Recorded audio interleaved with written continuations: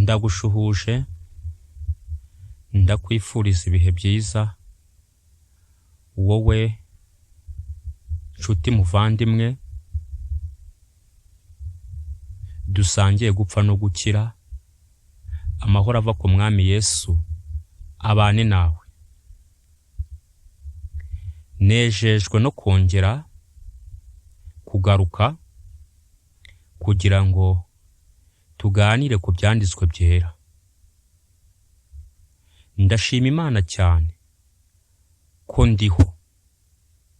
Ndashima Imana ko igikomeje kuvuga iti mwana wanjye baho. Nta muntu n'umwe ushobora kunkura mu biganza by'Imana igihe Imana y'ubwayo ivuze ngo mbeho.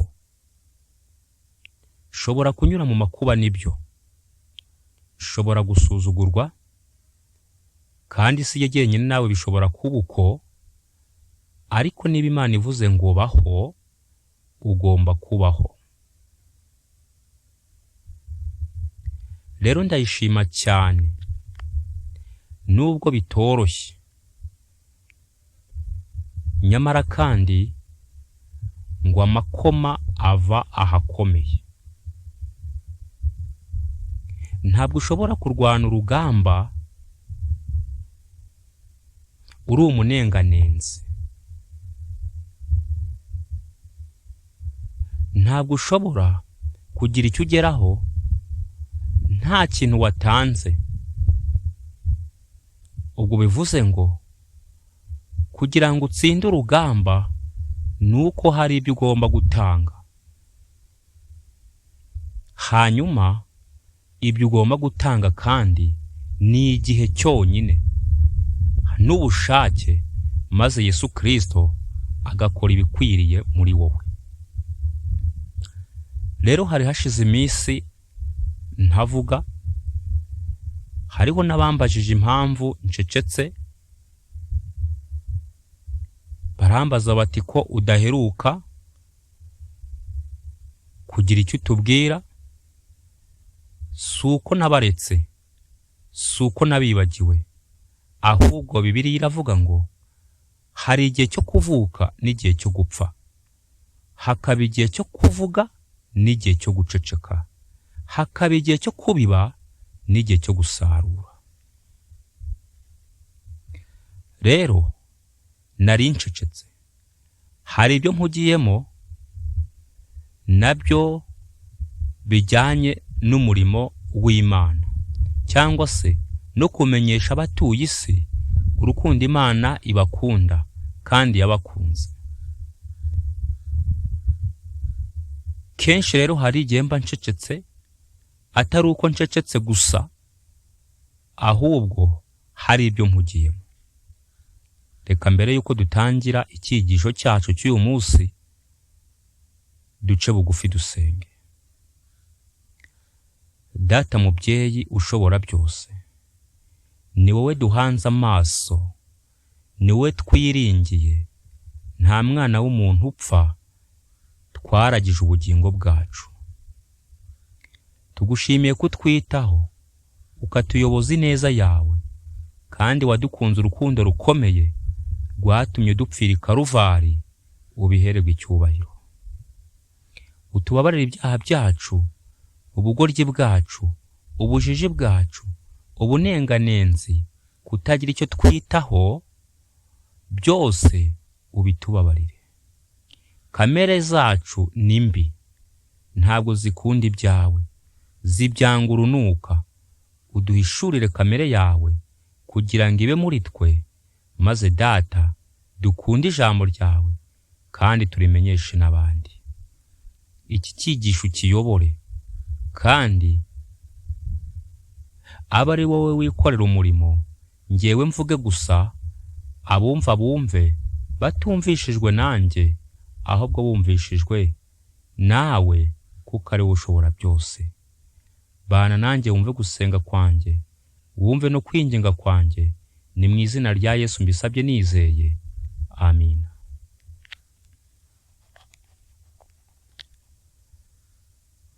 Tugiye gusoma amagambo aboneka muri Yohana igice cya 3 umurongo wa 16.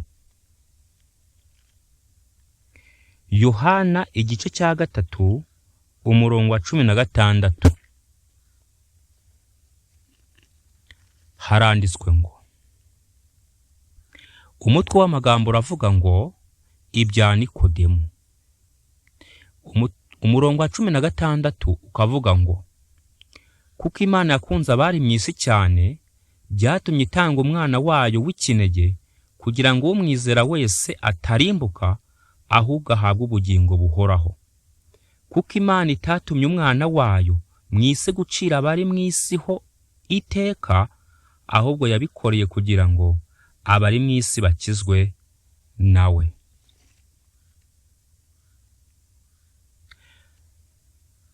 Tujye kwigana amagambo avuga ngo, mbese kurimbuka k'umuntu ni uruhare rw'Imana cyangwa ni uruhare rw'umuntu nyirizina? Mbese kurimbuka k'umuntu ni uruhare rw'Imana cyangwa ni uruhare rw'umuntu nyirizina? Imana idushoboze kubyumva kandi tubyumvire ku murongo wabyo.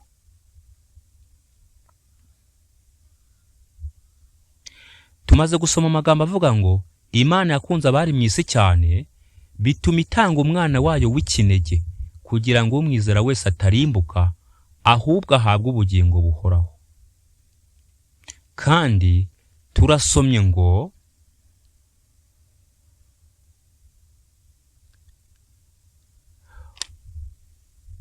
kuko Imana itatumye umwana wayo mu isi gucira abari mu isi ho iteka, ahubwo yabikoreye kugira ngo abari mu isi bakizwe nawe. None reka nkubaze, Imana yadukunze urukundo rungana rutya, ikemera kwitanga ubwayo, ikavukira mu muntu, ikarya umwanda nk'uwo turya, mbese igasangira kamere natwe, niyo yishimiye kurimbuka kwacu? Reka dusome mu rwa 2 rwa Petero igice cya 3 twumve icyo Imana ivuga. Urwa 2 rwa Petero igice cya 3 twumve icyo Imana ivuga. Haranditswe ngo, umurongo wa 9, urwa 2 rwa Petero igice cya 3 umurongo wa 9. Umwami Imana ntitinze isezerano ryayo nk'uko bamwe batekereza yuko iritinza, ahubwo itwihanganira idashaka ko hagira n'umwe urimbuka, ahubwo ishaka ko bose bihana. Umva uburyo Imana ikunda umunyabyaha. Ntabwo gupfa k'umunyabyaha biyinezeza, ntabwo kurimbuka kwe biyishimisha, ahubwo birayibabaza. Niyo mpamvu uyu munsi Imana ishaka ko wowe nanjye dukira, twihana, hanyuma tugakira umuriro w'iteka ryose. Hari abantu benshi bavuga ngo umuntu azajya mu muriro ashye. Ibyo ntabwo ari umugambi w'Imana, ahubwo ni amahitamo y'umuntu. Ntabwo Imana mu byo yahitemo umuntu kugira ngo ahure nabyo umuriro w'iteka ryose nturimo, ahubwo bizagenda bite? Mbese uwo muriro wagenewe bande? Ese umuntu we azahurira hehe nawo? Reka dusome Matayo igice cya 25 umurongo wa 41. Matayo igice cya 25 umurongo wa 41.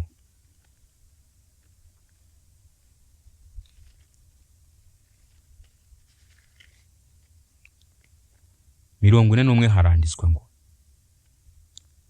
azabwira n'abari ibumoso ati nimuve aho nde mwabivume mwe mujye mu muriro w'iteka watunganirijwe umwanzi n'abamarayika be. Umuriro w'iteka ntabwo wigeze ugenerwa umuntu, ahubwo umuntu ni amahitamo ye kugira ngo awujyemo. Kandi uko akomeza gutsimbarara ku cyaha yanga kukireka, niko ibyago byo kuzahura n'uwo muriro bigenda byiyongera.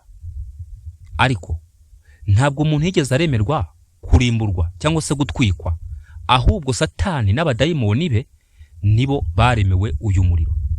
Rero umuntu nikazitereyemo, yiroshye mu bintu bitamurebaga, kuko we yamaze gucungurwa kera ataranabaho.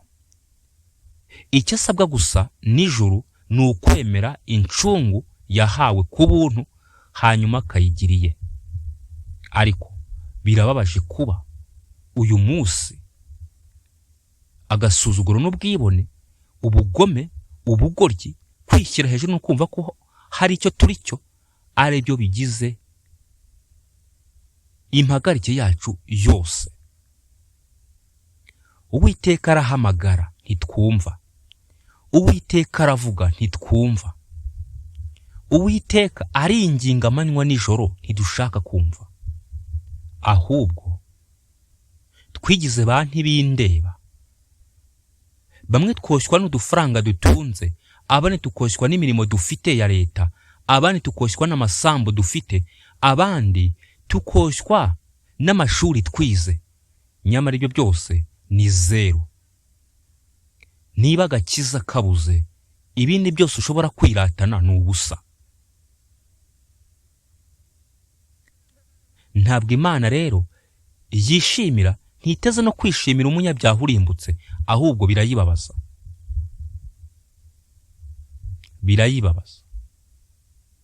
Niyo mpamvu uyu munsi Imana iri kuguhamagara, iyi saha n'uyu munota iri kuguhamagara ngo wihane. Ahari imbabazi z'Imana kuri wowe uyu munsi zirashoboka. Ubwo mbivuze ngo zirashoboka kuko hari nabo zidashoboka, kubera ko bamaze gufatirwa ibyemezo.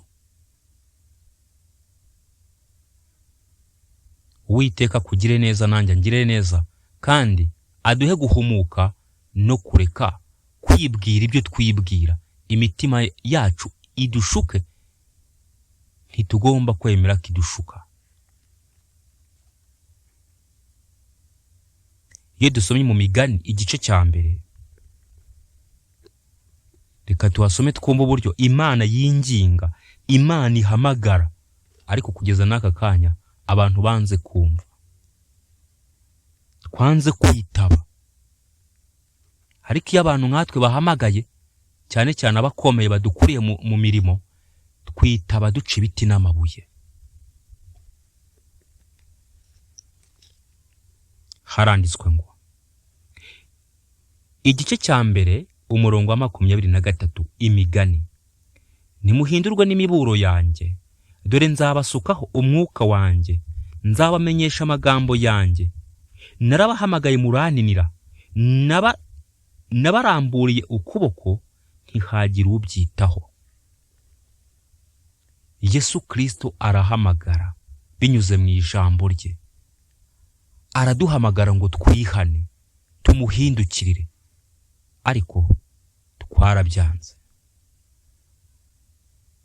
Aturamburiye amaboko, ntidushaka kumwakira. 25.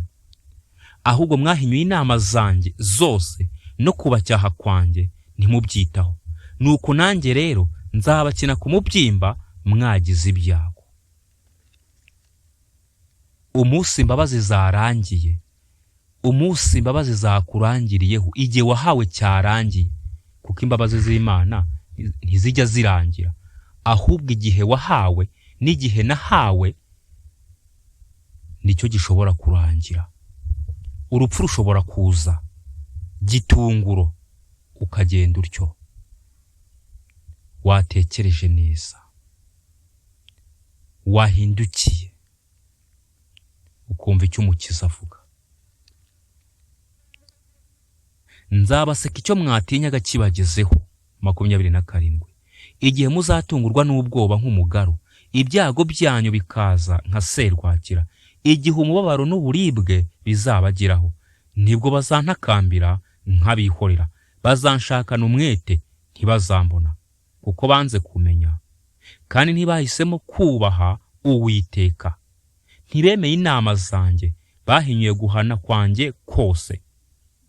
Nicyo gituma bazarya ibiva mu ngeso zabo.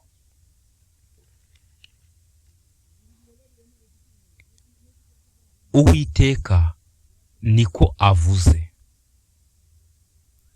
Arahamagara ntitwumva, aravuga ntitwumva, amatwi tuyavuniramo ibiti.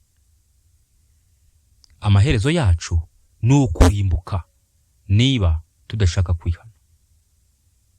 Rero harabo numvise bavuga ngo ibi byo kurimbuka ntibikavugwe ngo abantu babiceceke. Oya, ntabwo ari byo. Tugomba kubivuga, hanyuma umuntu wese agakiza amagara ye. Imana ikunda umunyabyaha pe, iramukunda, ntinifuza ko yarimbuka.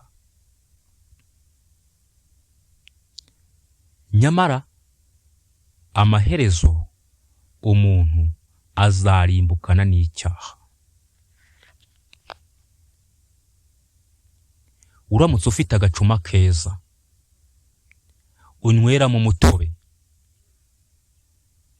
agacuma kawe keza rwose, nuko ka gacuma igihe kimwe ukajya kubona ukabona inzoka nini rwose, niyo yaba ntoya, yinjiyemo. Iyo nzoka uzayikura mute? Uzafata umuhini ka gacuma ukajanjagure, nubwo ugakunda bwose hakaba hagiyemo inzoka, uzakamena. Uzakamena. Agacuma n'inzoka bijyanane.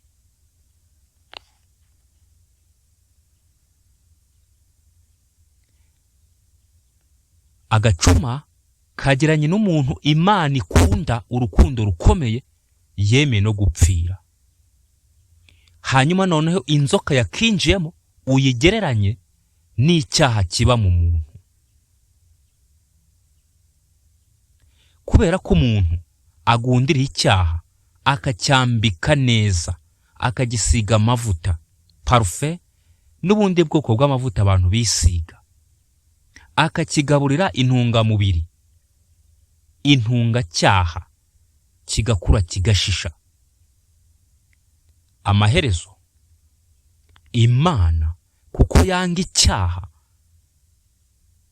ikabikunda umunyabyaha, nta yandi mahitamo nuko umunyabyaha agiye kurimburanwa n'icyaha. Nkuko kagacuma kamenywe n'inzoka bikajyanana, niko umunyabyaha cyangwa se umuntu wakunzwe n'ijuru agiye kurimburanwa n'icyaha.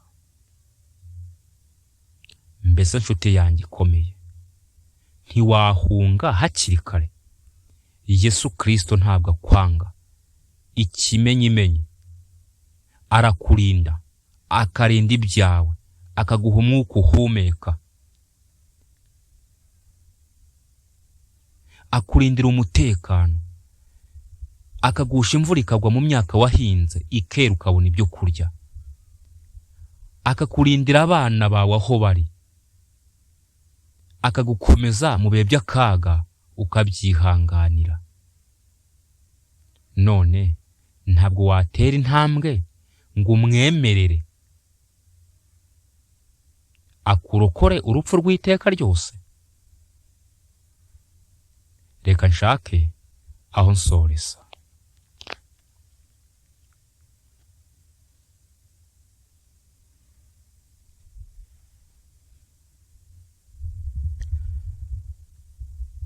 Ndasoreza muri Ezekiyeli igice cya 33 umurongo wa 11.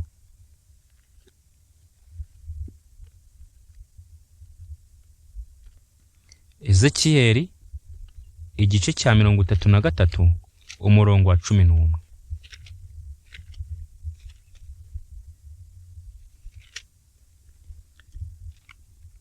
Haranditswe ngo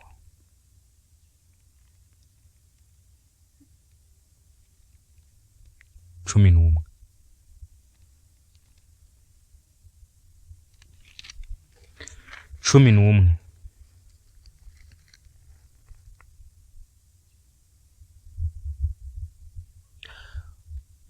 Ubabwira uti, umwami w'iteka aravuga ati, ndirahiye sinezezwa no gupfa k'umunyabyaha, ahubwo nezezwa nuko umunyabyaha ahindukira akava mu nzira ye maze akabaho. Nimuhindukire mugaruke muve mu nzira zanyu mbi. Kuki mwarinda gupfa mwaba inzu ya Isirayeli mwe? Kuki warinda gupfa kandi wagupfiriye ahari? Kuki warinda kurimbuka kandi uwitanze kugira ngo ahagarike kukurimbuka kwawe ahari? Muhindukirire bikitwa none. Ejo sahawe. Uyu munsi uriho, ariko ejo ntabwo uzi uko bizaba bimeze. Ndakwingingira mu mwami Yesu ngo ufate umwanzuro bikitwa none. Wihane kandi wihane ibyaha byawe.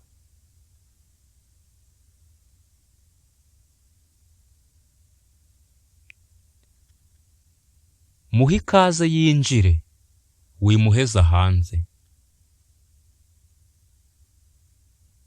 Musaba gushoboze gucika ku ngeso, kuri kamere yawe mbi.